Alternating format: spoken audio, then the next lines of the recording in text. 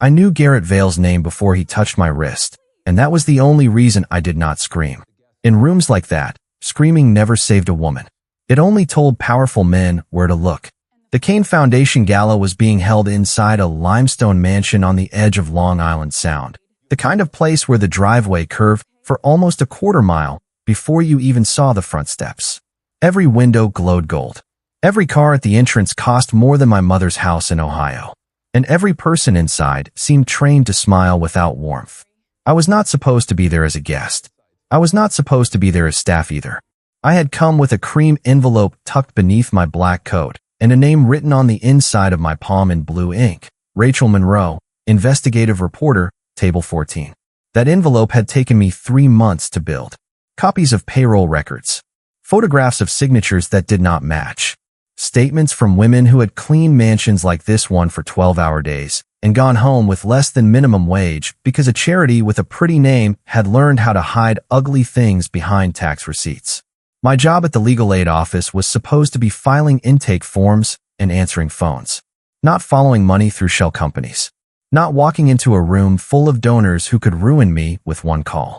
But one of the women in those files had held my hand last week and whispered, "Please, Miss Whitaker, they never believe us." So I came. I wore the plainest black dress I owned, low heels that would not click too loudly, and my grandmother's silver bracelet because courage, I had learned, sometimes needed something to hold on to. I made it 6 steps into the ballroom before everything went wrong. A server near the marble column stumbled when a man backed into her without looking. Silverware scattered across the polished floor. Champagne trembled in tall glasses. The woman's face turned white with panic as people stepped away from the mess like kindness might stain their shoes. I should have kept walking. Rachel Monroe was somewhere near the far windows. The envelope felt hot under my coat. But the server was older, maybe 60, with tired eyes and shaking hands, and nobody moved to help her. So I bent down. I picked up forks, one by one, while the string quartet played something soft and expensive above us. That was the moment they decided what I was. Not Emma Whitaker. Not a legal assistant. Not a woman carrying proof. A maid. A mistake in their perfect room. "You missed a spot," a blonde woman said, her voice sweet enough to rot teeth. Laughter drifted around me, quiet and polished. I stood slowly, holding the fallen napkins against my chest. "I don't work here," I said.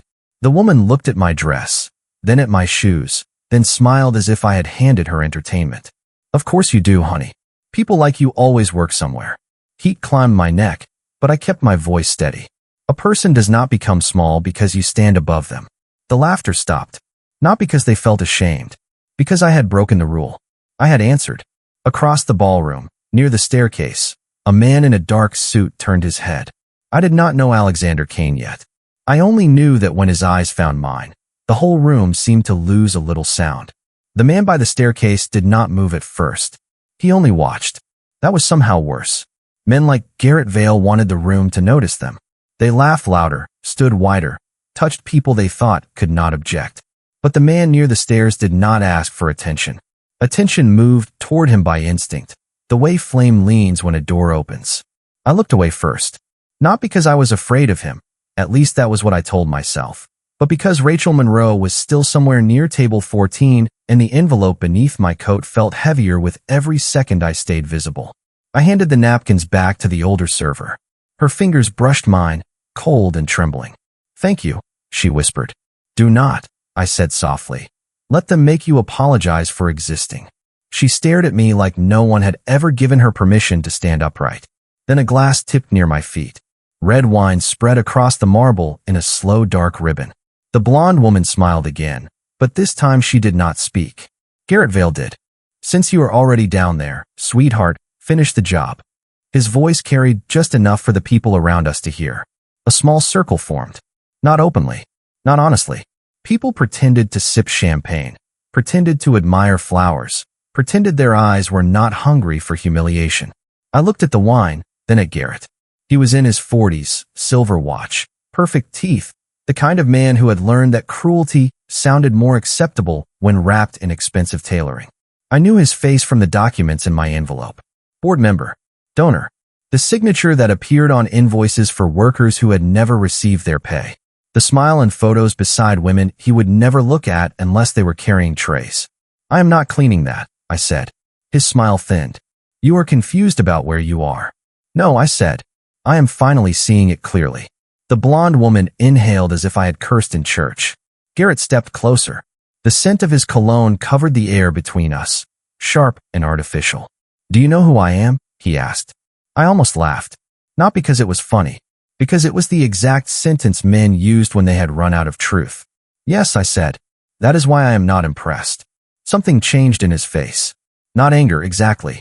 Exposure. For 1 second, he looked like a man whose mask had slipped and found witnesses waiting. His hand closed around my wrist. Not hard enough to leave damage. Hard enough to remind me what he believed. That my body, my time, my silence, and my fear were all things he could command. The ballroom blurred at the edges. My heart struck once against my ribs, then steadied. I thought of the women from the files. Rosa, who cleaned 3 houses and still owed rent. Maribel, who signed forms she could not read. Dana, who cried because her daughter asked why she worked for free. I did not pull away. I looked Garrett in the eyes and lowered my voice. Let go before he sees you. Garrett blinked. Before who sees me? Behind him, the room had gone quiet. Not polite quiet. Not curious quiet. Survival quiet. I saw Garrett understand it before he turned. The string quartet had stopped playing. The servers had. Frozen near the walls. Even the blonde woman was no longer smiling. I did not have to look to know the man from the staircase was coming down. I heard it in the silence. One measured step. Then another. Leather soles against marble. Calm. Certain. Unhurried. The kind of sound that made powerful people remember they were only guests in someone else's house. Garrett released my wrist as if my skin had burned him. Too late. A shadow fell across the spilled wine.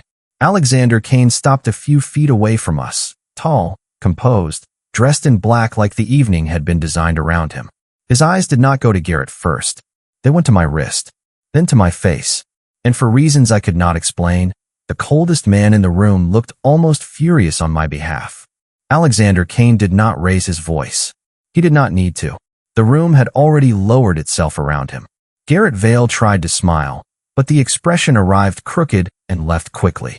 Alexander, he said, as if they were old friends interrupted by a misunderstanding. There is no need for drama. The girl was being disrespectful to your guests. Alexander looked at him then. Just once. It was not a glare. It was worse. It was the kind of attention a judge gives before sentencing a man he already knows is guilty. Her name is not girl, he said. Garrett laughed softly, searching the faces around him for support and finding none. Then perhaps she should introduce herself properly instead of causing a scene. My wrist still tingled where his fingers had been. I could feel every heartbeat there, small and humiliating. I wanted to hide it behind my back, but Alexander's eyes had already seen enough. You touched her, he said. The sentence was quiet. Simple. Almost gentle. Garrett's mouth opened, then closed. I barely held her arm. You touched her, Alexander repeated, and this time the air seemed to tighten around every candle flame in the ballroom. In my house. In front of my guests. After mistaking dignity for disobedience. The blonde woman stepped back half an inch. Someone set a champagne glass down too quickly. The small sound rang through the silence like a confession. Garrett lifted both hands, palms out, performing innocence for an audience that no longer wanted to be seen beside him. Alexander, I contribute a great deal to this foundation. I think we can handle a minor staff issue without embarrassing everyone. You are embarrassing yourself. The words landed clean. No anger. No decoration. Garrett's face reddened. Be careful. That was when I understood how foolish rich men could be. They spent so many years being feared by people with less money that they forgot fear had levels. Alexander took one step closer. Not enough to threaten. Enough to remind. Every contract you have in this city depends on doors I allow to stay open. Every board seat. Every invitation. Every polite handshake from men who do not like you, but tolerate you because they believe I do. His gaze moved briefly to the red wine on the marble, then back to Garrett. Touch her again, and before sunrise, those doors close. No one breathed. Even I forgot how. Garrett stared at him, trying to measure whether this was a warning or a promise. The answer must have been written somewhere in Alexander's face, because Garrett looked away first. He adjusted his cuff, pretending that his hands were steady. This is absurd, he muttered. Over a maid. I felt the word hit the room before it hit me. Maid. Not a job title. Not in his mouth. In his mouth, it was a cage. Alexander turned his head slowly toward me. His expression changed, not softer exactly, but more precise, as if he had just recognized a detail that did not belong to the evening. His eyes dropped to my right wrist, where my grandmother's silver bracelet rested against the faint mark Garrett had left. The bracelet was old, delicate, shaped like a thin vine with one tiny blue stone at the clasp. I saw recognition pass through Alexander's face so fast I might have imagined it. Then he said, "You." My stomach tightened. "I am sorry." He did not answer right away. Behind him, a man with gray hair and an earpiece stepped closer, waiting for instruction. Alexander lifted one hand, and the man stopped. His attention stayed on the bracelet. 6 months ago, Alexander said. Rain on the FDR drive. A woman pulled my sister out of a car before the engine caught fire. She left before the ambulance arrived. The ballroom seemed to move farther away. The chandelier lights blurred at their edges. I remembered rain. A smashed guardrail. A young woman trapped behind a jammed door, crying for someone named Alex. I remembered cutting my palm on glass and telling her to breathe. I remembered leaving when the sirens came because I was late for a court filing and because heroes, in real life, still had rent. Alexander looked at me as if the last missing piece of a private grief had just stepped into his house wearing a black dress and fear she refused to show. That was you, he said. I swallowed. I did what anyone should have done. No, he said, voice lower now. Most people watch from their cars. Garrett's confidence drained by inches. The blonde woman had gone pale. The older server near the column pressed a hand to her chest. Alexander turned back to Garrett, and the brief humanity in his face disappeared behind something colder. You did not touch my staff, he said. You touched the woman who saved my sister's life. Garrett whispered something I could not hear. Alexander did not move. Leave, he said, and take every lie you brought into my foundation with you. Garrett's eyes flicked to me then, sharp with panic, because he finally understood I had not come empty-handed. The envelope beneath my coat felt like a second heartbeat. Alexander noticed that too. He saw everything. And when his gaze returned to mine, I knew the most dangerous part of the night had not ended. It had just learned my name. Garrett Vale did not leave immediately. Men like him never understood the difference between losing and being allowed to walk away. He stood there with his mouth tight, his eyes moving from Alexander to me to the circle of guests who had suddenly discovered the marble floor was fascinating. For one fragile second, I thought he might try to save himself with another joke. Instead, he adjusted his jacket and gave Alexander a smile that looked more like a crack in glass. We will discuss this privately, Garrett said. Alexander's face did not change. No, we will not. Two men in dark suits appeared near the ballroom doors. They did not touch Garrett. They did not need to. They simply opened a path, and the entire room seemed to understand the invitation was over.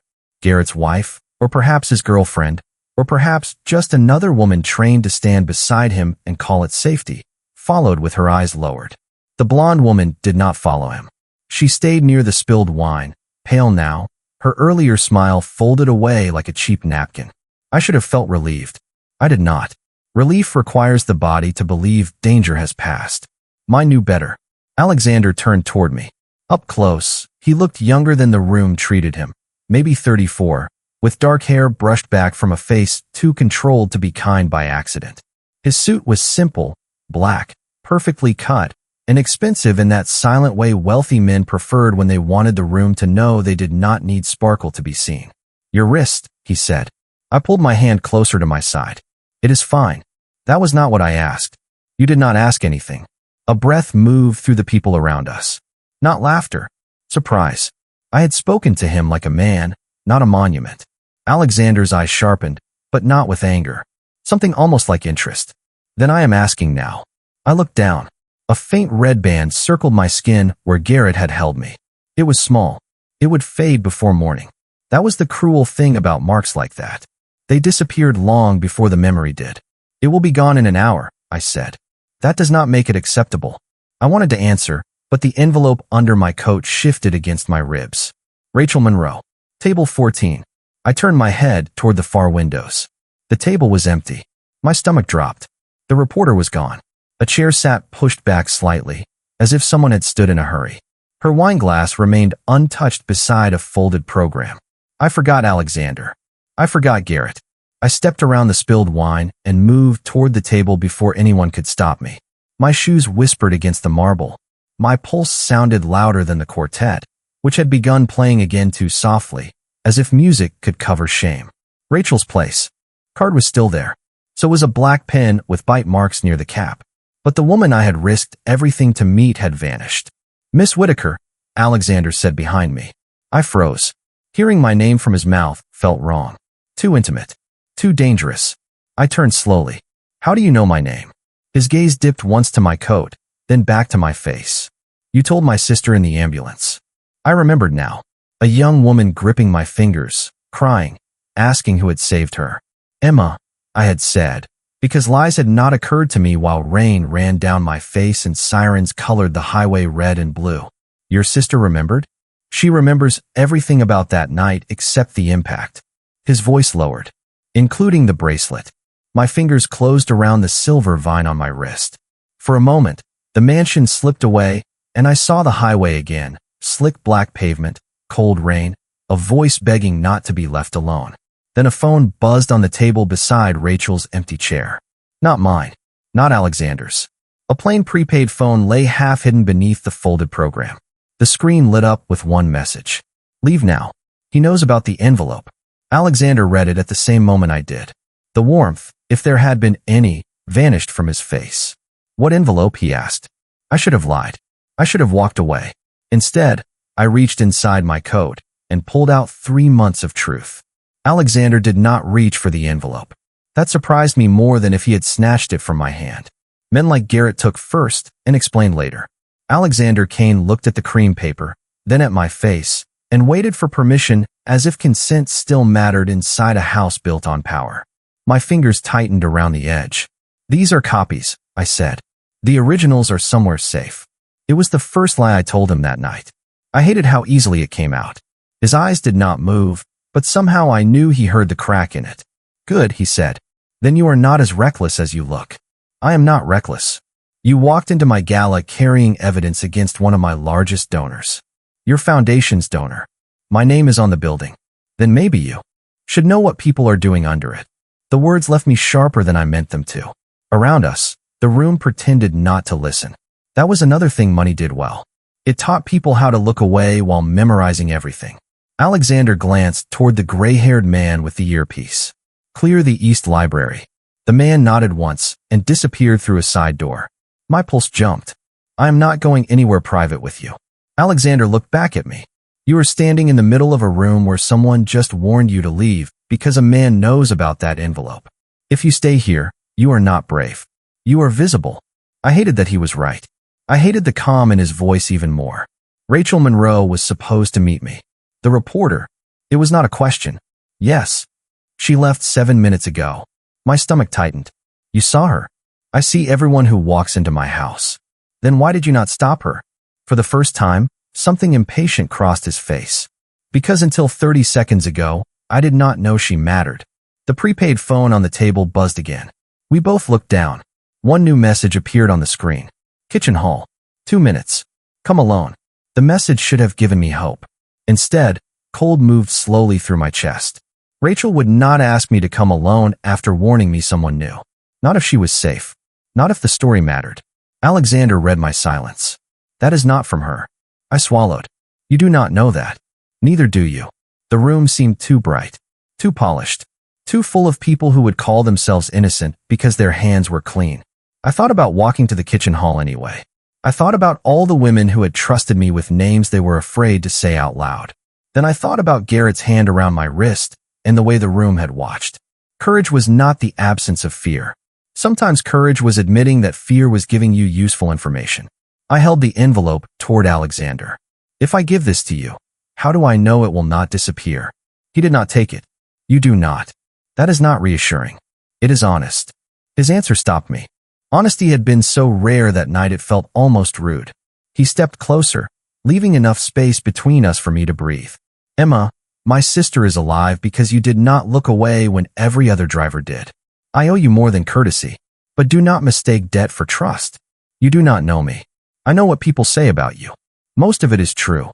The softness of his admission scared me more than a denial would have. I studied him, trying to find the monster everyone whispered about. I found control. I found danger. But I also found a man who had looked at my wrist before he looked at the evidence. And if the files lead to someone close to you? I asked. His jaw tightened. There it was.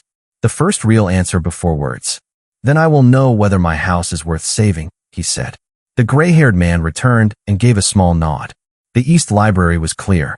Alexander turned slightly, not ordering me, not touching me, simply opening a path away from the ballroom. Behind us, the prepaid phone buzzed a third time. The screen lit up with 6 words that stole the air from my lungs. We have the reporter now. Alexander saw the message. His face became still in a way that made every sound around us feel suddenly far away. Walk with me, he said. This time I did. The East Library smelled like old paper, cedar polish, and rain pressed against glass. It was the first quiet room I had entered all night, and somehow that made everything worse. In the ballroom, fear had to compete with music and perfume and the bright theater of wealth. Here, fear had space to sit beside me. Alexander closed the door, but he did not lock it. I noticed. He noticed me noticing. You can leave whenever you want, he said. Can I? My voice sounded steadier than I felt. Yes. And if I walk back into that ballroom? Then you walk back into a trap with better lighting. I almost smiled. Almost. The gray-haired man with the earpiece stood near the bookshelves, speaking quietly into his phone. Another woman in a navy suit opened a laptop on the desk without waiting to be told. No one asked what I wanted to drink. No one told me to calm down. For some reason, that helped. Alexander held out his hand, palm up. May I see the envelope now? The word may did something strange to me. It did not erase what he was. It did not make him safe. But it reminded me that danger and manners could live in the same body, which was its own kind of warning. I placed the envelope on the desk. He did not open it immediately. Tell me what I am looking at. Payroll records from the Bright Harbor Outreach Fund, I said. Your foundation partnered with them last year. The woman at the laptop looked up. Alexander did not. Continue. On paper, Bright Harbor provides housing assistance and job placement for immigrant women. In reality, some of those women are being sent to private homes as unpaid domestic labor under the excuse of training hours, transportation deductions, and housing fees they never agreed to. My throat tightened, but I forced the words out clean. They are trapped by paperwork, debt, and fear. Garrett Vale signs off on the vendor payments. The gray-haired man stopped talking. Alexander opened the envelope then. He read the first page, then the second. His expression did not change, but the room changed around him. The woman at the laptop began typing faster. Rain ticked against the window in thin, nervous taps. Who else has seen this? He asked. My supervisor at the legal aid office saw pieces. Not all of it. Rachel Monroe was supposed to receive the full set tonight. Why here? Because Rachel said Garrett would be surrounded by witnesses and cameras. She thought it would be safer than meeting in an alley or a parking lot. Alexander looked at the prepaid phone lying on the desk between us. The last message still glowed faintly on the screen. We have the reporter now. She underestimated the kind of men who prefer charity galas, he said. I hated that sentence because it sounded true. My hands curled around the edge of the chair. Can you find her? Yes. He answered too quickly, too certainly. I looked up. Without hurting anyone, the question landed like a match in a dark room. The woman at the laptop stopped typing. The gray-haired man looked at Alexander. Alexander looked only at me. For a moment, I saw the line everyone else pretended not to see, the thin border between power used as protection and power used as punishment. I can find her, he said carefully, without making things worse for her. It was not the answer I wanted. It was probably the most honest one he could give. That matters to me, I said. It should matter to you too. His eyes held mine. It does now. Now. Such a small word. Such a dangerous admission. The library door opened, and a young woman stepped inside without knocking. She had Alexander's eyes, but none of his stillness. Dark hair pinned loosely. A pale scar near her temple. She stopped when she saw me, and every inch of her face changed. It is her, she whispered. Alexander turned. Claire. But Claire Kane was already crossing the room. Not fast. Not dramatic. just with the stunned certainty of someone walking toward a ghost. She stopped 2 feet away from me, her hand rising to her mouth. "You told me to breathe," she said. My chest hurt. "You were scared." Her eyes filled, but she did not cry. Everyone else stayed in their cars. I had no answer for that. Some truths were too heavy to dress in modesty. Alexander watched us from beside the desk, silent in a way that felt less like control and more like guilt. Then the woman at the laptop spoke. "Mr. Kane, Rachel Monroe's press badge just scanned at the service exit 12 minutes ago, but security footage shows she never left the property." The room went cold. Claire stepped closer to me without thinking. Alexander looked at the screen, then at the envelope, then at me. "Emma," he said, voice low, "who gave Rachel your name?" I opened my mouth, and the answer rose before I was ready for it. "Your foundation office." The words left my mouth and seemed to strike every wall in the library. Your foundation office.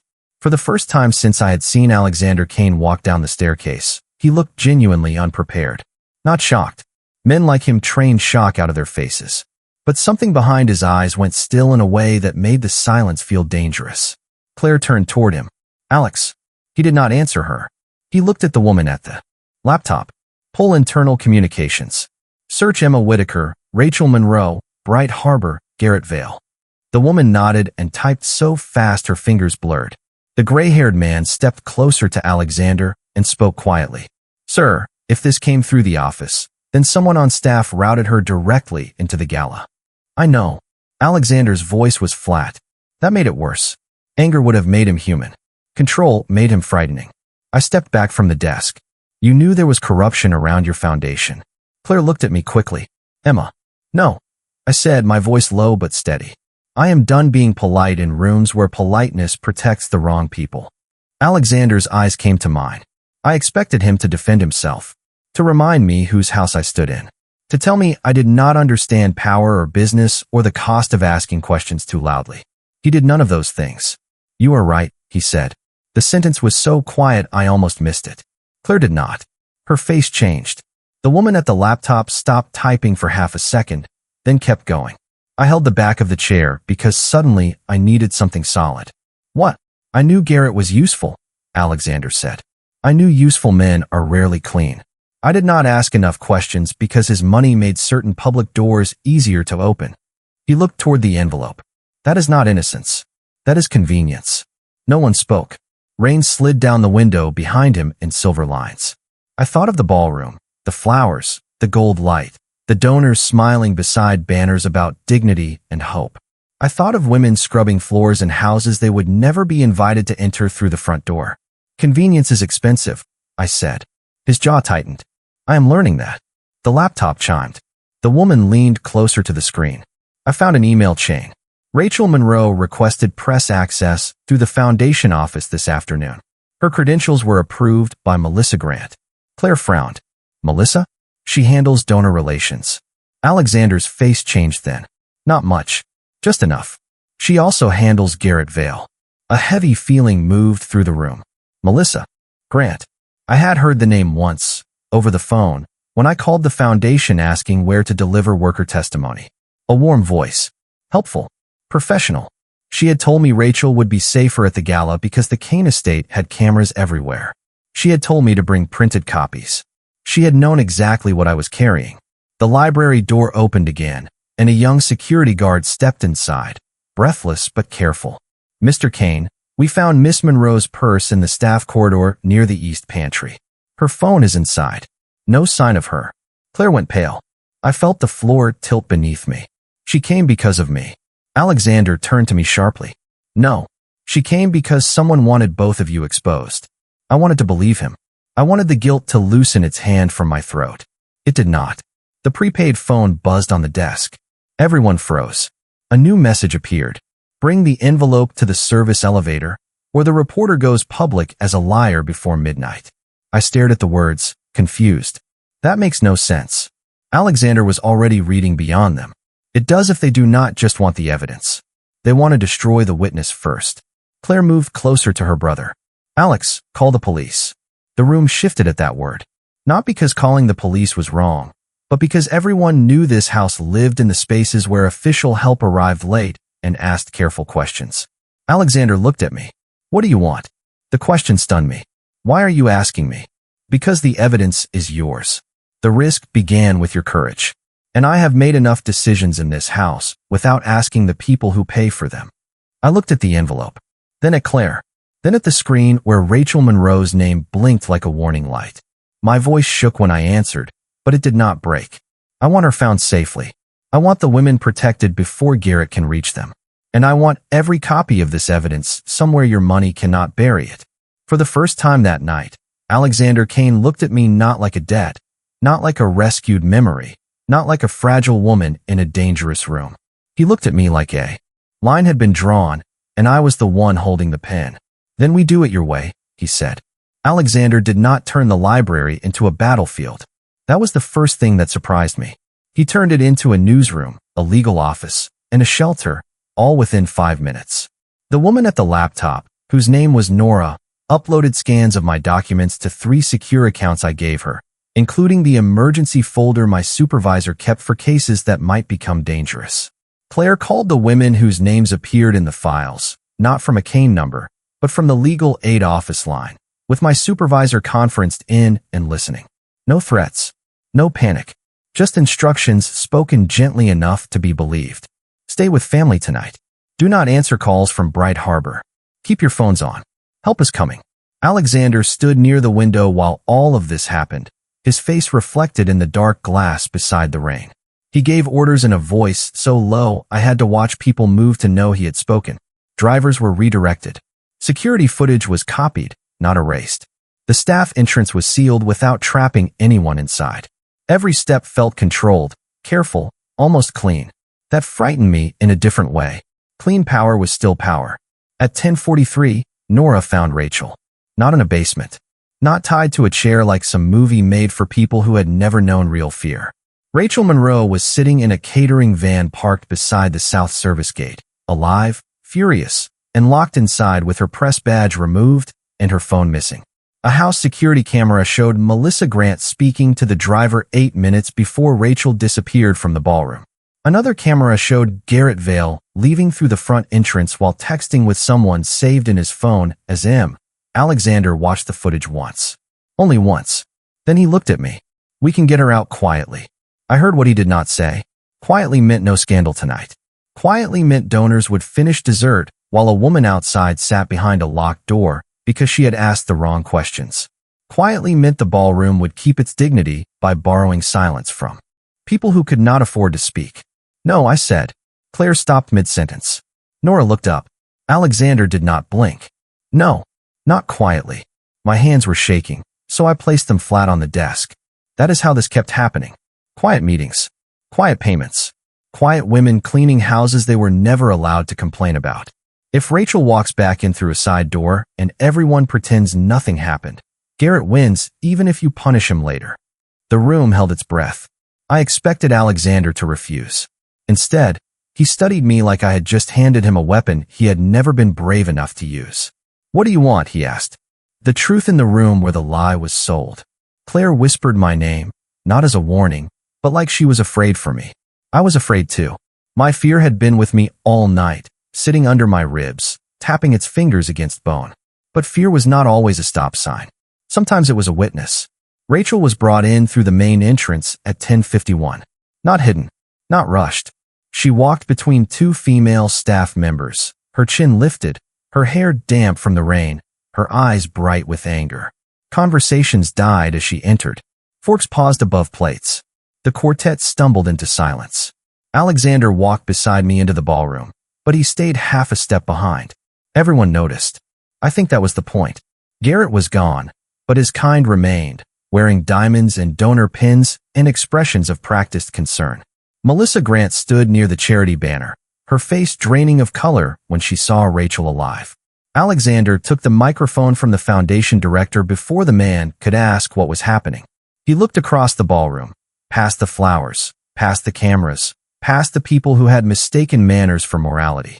This evening was meant to honor dignity, he said. Instead, it exposed how many people in this room only respect dignity when it arrives wearing the right clothes. His eyes found mine for one brief second. Then he placed the envelope on the podium. Miss Emma Whitaker came here with evidence. Miss Rachel Monroe came here to report it. Someone inside my foundation tried to silence them both. A sound moved through the room, soft and startled. Melissa took one step back. Claire was already there behind her, not touching her, just making sure the cameras saw. Alexander's voice lowered. No one will be escorted out quietly. No document will disappear. No woman named in these records will be left alone because the truth made donors uncomfortable.